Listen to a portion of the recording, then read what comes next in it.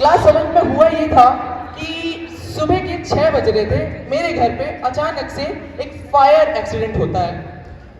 Gas cylinder में आग लग जाती है और मेरी मदर बस मुझे इतना बोलती है कि बेटा बिल्डिंग में सिर्फ 14 लोग हैं, मैं मर जाऊं तो बेटर रहेगा, उन 14 लोगों को बचाना जरूरी है, क्योंकि उसमें एक प्रेग्नेंट वुमेन भी थी। मैंने बोला पहले आप अपना तो सोचो। बोला कि अपना नहीं सोचूंगी, पहले इन लोग के बचाऊंगी। तो उन्होंने कुछ नहीं सोचा, फर्स्ट फ्लोर से सीधा सिलेंडर पकड़ा, एक जलता हुआ सिलेंडर, और उसे घसीटते घसीटते नीचे तक लेके गई। जब वो नीचे पहुंची, मुझे तो इतना पता लग गया था कि शायद वो और लौट के नहीं आएंगी, क्योंकि जिस तरह से वो सिलेंडर चल रहा था वो उम्मीद ही नहीं थी कि वो लौट के आ पाए।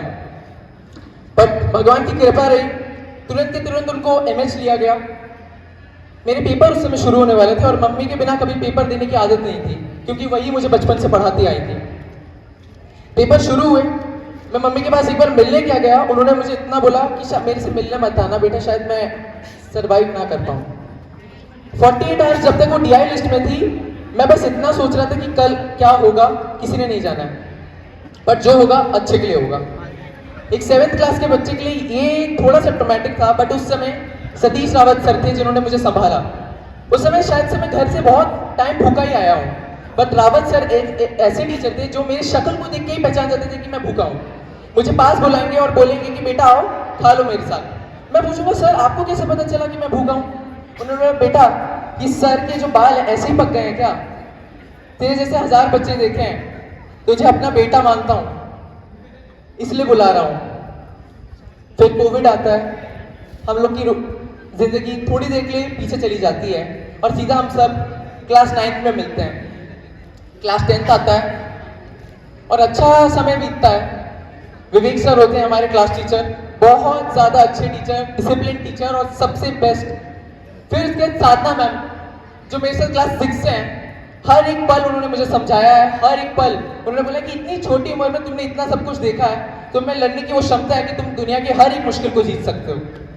क्लास 11th आता है और सबसे बड़ा फेज, ऐसा ब्रेक फेज आता है मेरी जिंदगी में कि फेलियर जिंदगी में पहली बार देखने को मिलता है। थोड़ा सा डर लगता है, रोता हूँ, बहुत ज़्यादा रोता हूँ, but Chitra ma'am, Mamta ma'am ऐसे 2 टीचर्स थे जिन्होंने हमेशा संभाला है मुझे। आशा मैम हमेशा संभाला है, हमेशा समझाया है उन्होंने। मयंक सर, सब लोग को लगता है कि मयंक सर डांटते बहुत है, मारते बहुत है, बट हमने उनके पीछे का प्यार वाला साइड कभी देखा नहीं है। मुझे भी 1 साल लग गया था ये पहचानने में। क्लास 12 में तो पता ही होगा कि जब मैंने 12th में उनको देखा था एक बार कि हमारे प्री बोर्ड के एक एक बच्चे के एक एक क्वेश्चन में कितने नंबर कटे हैं, बकायदा लिख रहे हैं, इससे समझ में आ गया कि सर कितने ज्यादा डेडिकेटेड है अपने काम को related.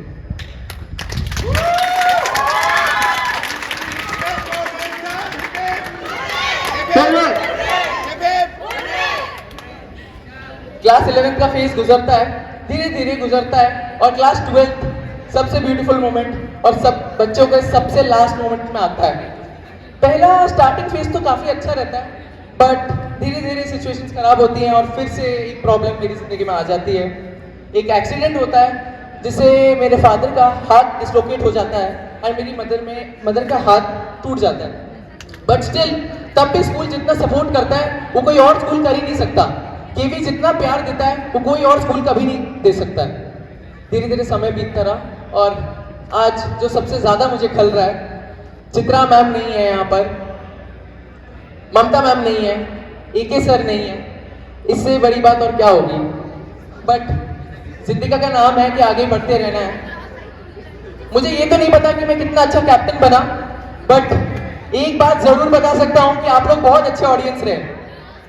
Special thanks to principal sir कि हर मोमेंट मुझे उन्होंने सपोर्ट किया है, हर पल उन्होंने हर चीज़ की रजामंजूरी दी है, हर चीज़ में सपोर्ट किया है। हमें टीचर्स डे करना था, उन्होंने टीचर्स डे करने दिया। हमें ट्रिप पे जाना था, वो ट्रिप पे लेकर गए। हमें फेयरवेल अरेंज करना था, उन्होंने फेयरवेल भी अरेंज करने दिया। Thank you sir, thanks a lot sir. ये जो मोमेंट है ये सिर्फ आपके कारण ही अच्छा हुआ है। लास्ट में मैं एक लास्ट गाना डेडिकेट करना चाहूँगा।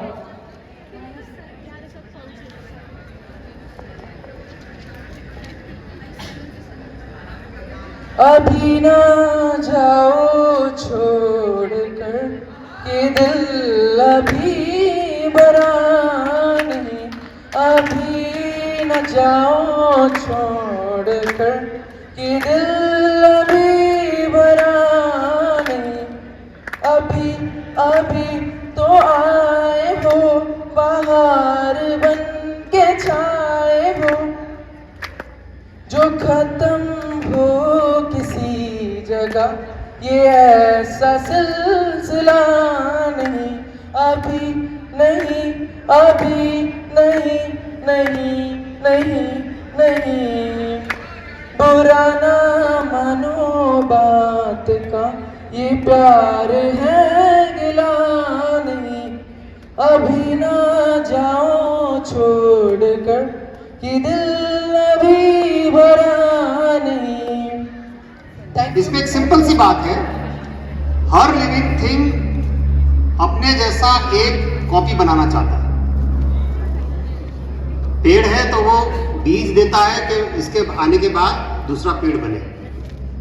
ह्यूमन बीइंग्स भी जो होते हैं, हमारी रेस चली इसलिए रही है कि हर ह्यूमन बीइंग चाहता है कि मेरे जैसे उसके बाद में एक पीढ़ी आए, फिर चाहे आपके माता पिता हो, चाहे उनके दादा दादी हो, चाहे और पहले से हो, चाहे जानवर हो, कोई भी हो। और इसलिए आप देखेंगे कि जैसे जैसे हम लोग बड़े होते जाते हैं, हम क्या मिस करते हैं? यार मैं स्कूल के दिन बहुत मिस करता हूँ।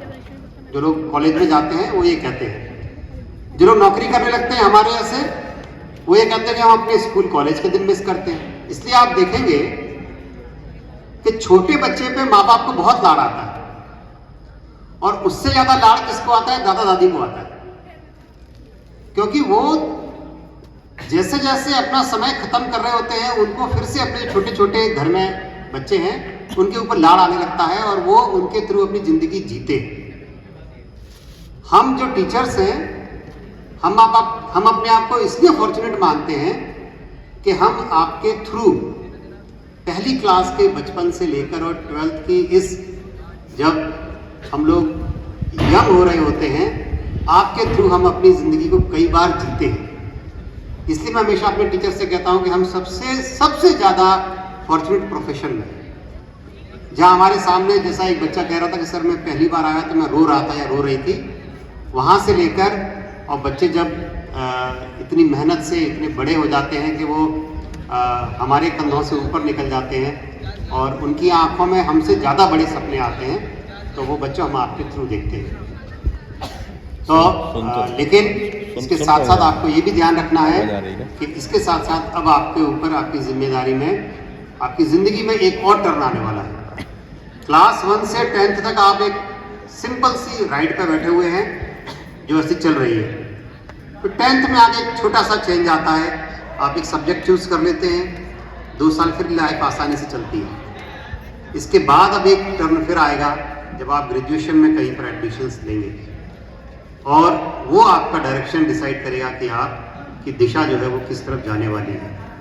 तो बच्चों, इस फेयरवेल में हम जिन्होंने इतने बड़े प्यार से 12 साल तक, हम मतलब पूरा केंद्रीय विद्यालय आपको रखा है, हम ये उम्मीद कर रहे हैं कि आप कुछ साल बाद, हम यहाँ हो ना हो, हम में से कुछ लोग शायद यहाँ होंगे या आप जहाँ होंगे, बड़े गर्व के साथ हम लोगों के पास में आएंगे। इससे फर्क नहीं पड़ेगा कि आप कोई फर्स्ट क्लास जॉब ही कर रहे हो।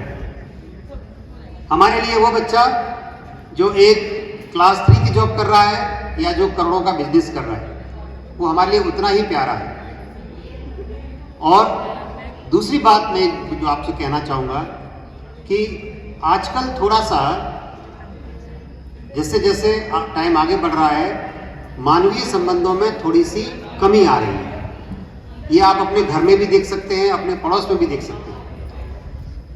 हस्बैंड वाइफ के बीच हो, बहन भाई के बीच हो, इवन बच्चों और माता पिता के बीच हो, एक वो जो रिस्पेक्ट, वो जो प्रेम, जो जुड़ाव होना चाहिए, वो धीरे धीरे कम हो रहा है। जैसे जैसे भौतिक सुविधाएं बढ़ रही हैं, जैसे जैसे साधन बढ़ रहे हैं, जैसे जैसे मशीन्स बढ़ रही हैं, ह्यूमंस का जो इमोशंस है वो धीरे धीरे कम हो रहा है। हो सके तो इसको बचा के रखिए। इंटेलिजेंट क्वेश्चन के साथ साथ IQ के साथ साथ EQ भी बहुत ज़रूरी है। इमोशनल क्वेश्चन जो है वो बहुत ज़्यादा ज़रूरी है, आप उसको बचा के रखें। और आप बहुत ज़्यादा इस उम्मीद में ना रखें कि आपके जो साथी, जो दोस्त है ना, जिनसे आप इतना आज जुड़ाव महसूस करते हैं, जिनके बिछड़ने से आपकी आंखों में आंसू आते हैं, वो कल भी वो रहेगा। ये ज़िंदगी ऐसे ही चलेगी। मैं आप ही की भाषा में कहूँ, एक मैंने कहीं पर पढ़ा था शेर, आप लोग याद रखिएगा कि एक बूंद पानी ना निकला उन आँखों से हमारे जाने के बाद। एक बूंद पानी ना निकला उन आँखों से हमारे जाने के बाद, ताउम्र जिन आँखों को झील हम कहते रहे। समझे? ये जिंदगी ऐसे ही चलेगी।